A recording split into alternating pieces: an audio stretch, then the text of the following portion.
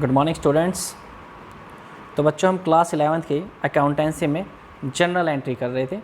इसमें बच्चों जो आज का हमारा टॉपिक है कि परचेज और सेल, ये जो शब्द या वर्ड है इसका प्रयोग कब किया जाता है, इन शब्दों का प्रयोग कब किया जाता है।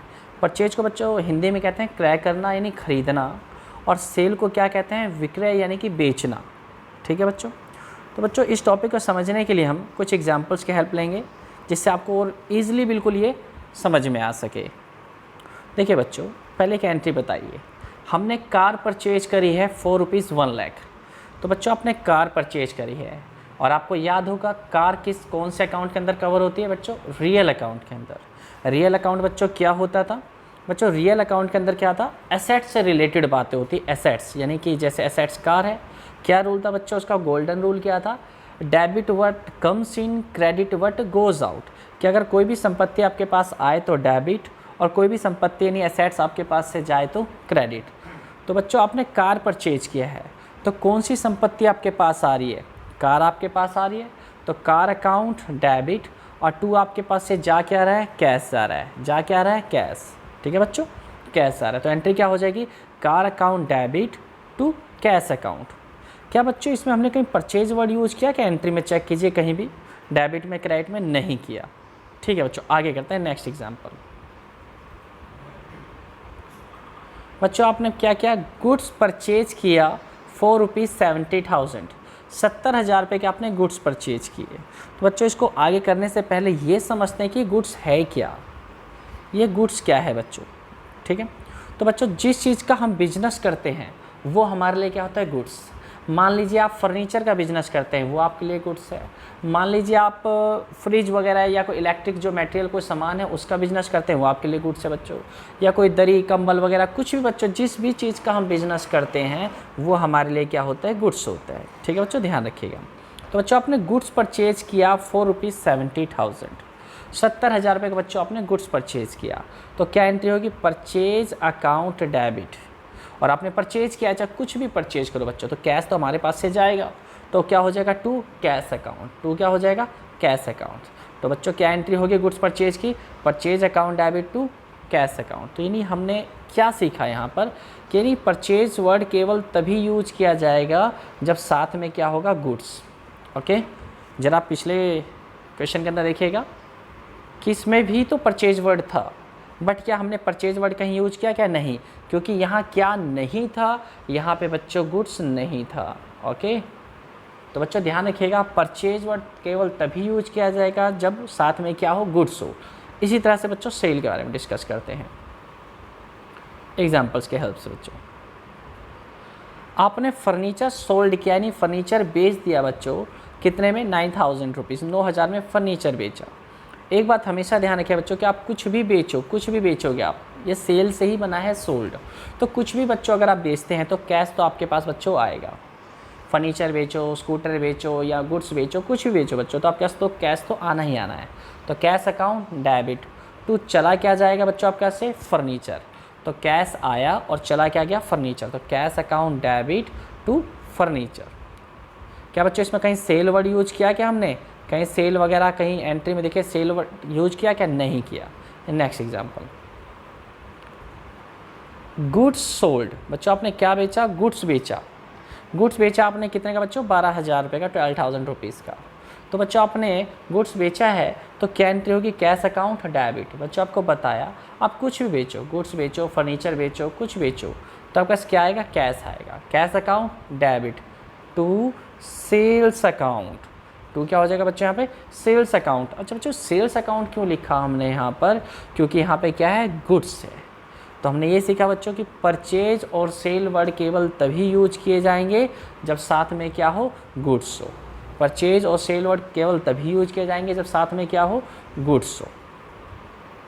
चलिए बच्चों ठीक है। अब जो बच्चों नेक्स्ट टॉपिक हमें समझना है कि जो कैपिटल है, कैपिटल यानी पूंजी, वो पूंजी क्रेडिट क्यों होती है, क्रेडिट क्यों करते हैं कैपिटल को। हम एक एग्जांपल पहले देखते हैं। ठीक है बच्चों,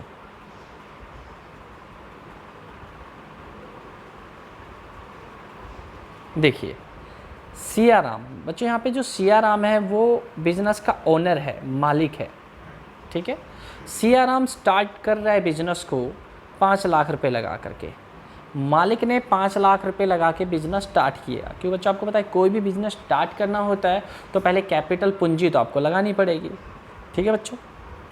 तो इसकी एंट्री क्या होगी, सियाराम ने स्टार्ट किया है बिजनेस 5 लाख रुपए लगा के। तो बच्चों देखो, cash account debit to capital, cash account debit to capital. अब बच्चों माइंड में ये आता है आपके क्वेश्चन कि हमने तो कैश लगाया, बिजनेस में पैसे लगाए तो पैसा तो गया, और हमने ये पढ़ा है कि कैश आए तो डेबिट और कैश जाए तो क्रेडिट। तो अगर पैसा गया है तो यहाँ पे कैश डेबिट कैसे हो रहा है।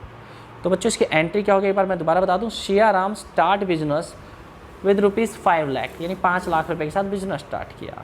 तो एंट्री क्या होगी बच्चों, correct entry cash account debit to capital. तो बच्चों इसके अंदर रीज़न आपको बताएंगे कि कैश क्यों डेबिट हुआ और कैपिटल क्यों क्रेडिट हुई है, ठीक है बच्चों।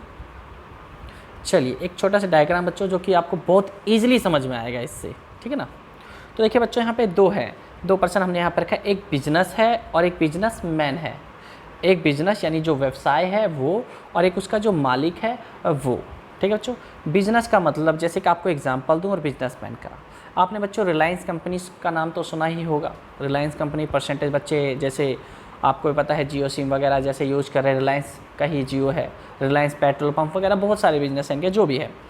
तो रिलायंस का जैसे बच्चों मान लीजिए कि एक बिजनेस है, इसका ओनर कौन होगा बच्चों बताइए। आपको पता है कि अंबानी जी जो इसके ओनर हैं बच्चों।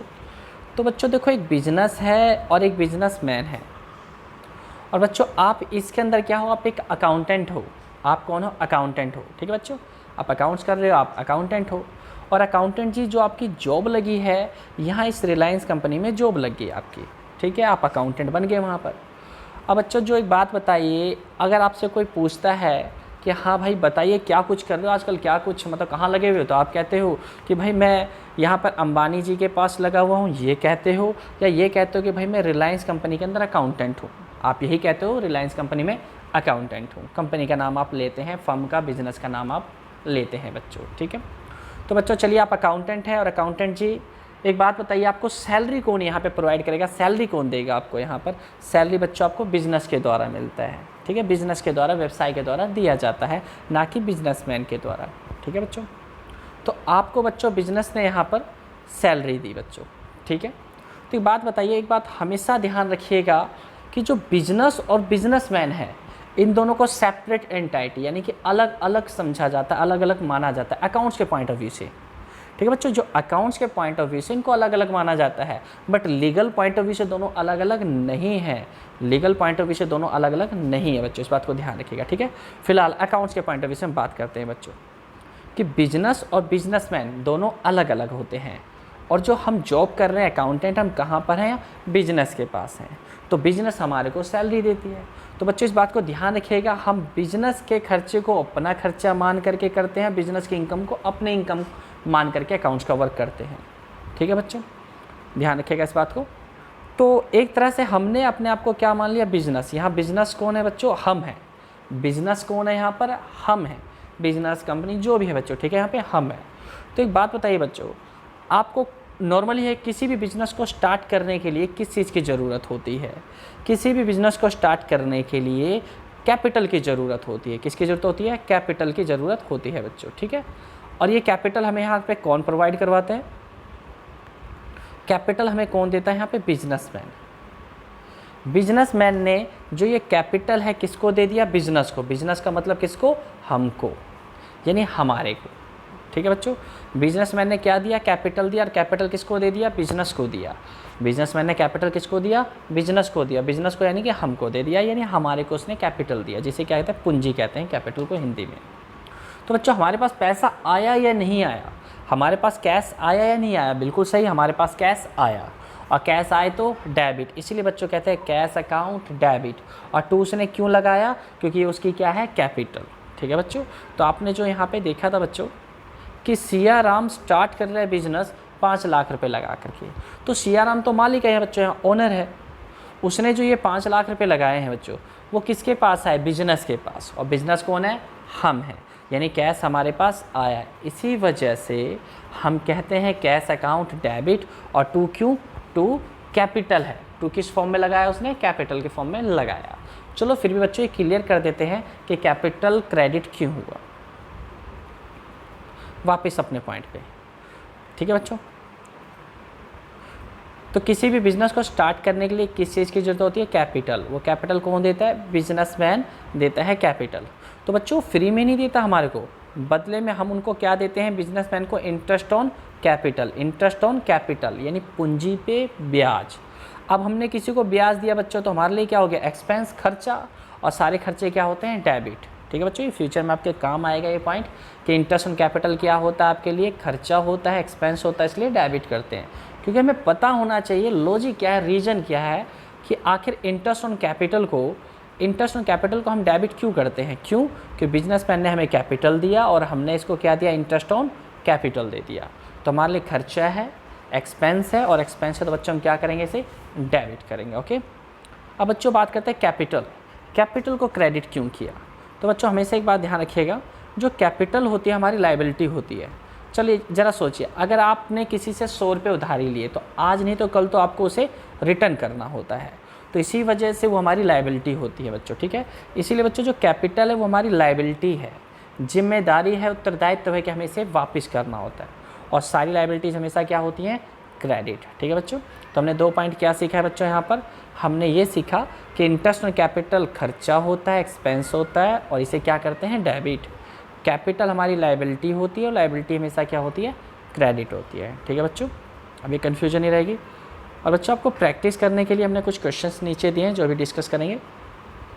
चलिए एक पॉइंट और सीखते हैं बच्चों कि परचेज, हमेशा ध्यान रखिएगा परचेज बच्चों क्या होता है, डेबिट। क्यों, क्योंकि परचेज का मतलब खरीदना। इस केस के अंदर गुड्स हमारे पास आ रहा है और गुड्स जब भी हमारे पास आए तो डेबिट।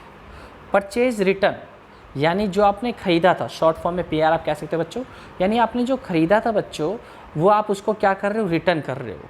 तो सामान आएगा या जाएगा, हाँ बच्चों आपका सामान जाएगा, और जाएगा तो क्रेडिट। ठीक है बच्चों, तो परचेज में सामान आता है इसलिए डेबिट, तो परचेज रिटर्न में सामान जाता है तो क्रेडिट। इसी प्रकार से बच्चों देखिएगा सेल का मतलब बच्चों बेचना। आपने बेचा है तो सामान आएगा या जाएगा, बिल्कुल सही, जाएगा, सामान आपके पास से जाएगा।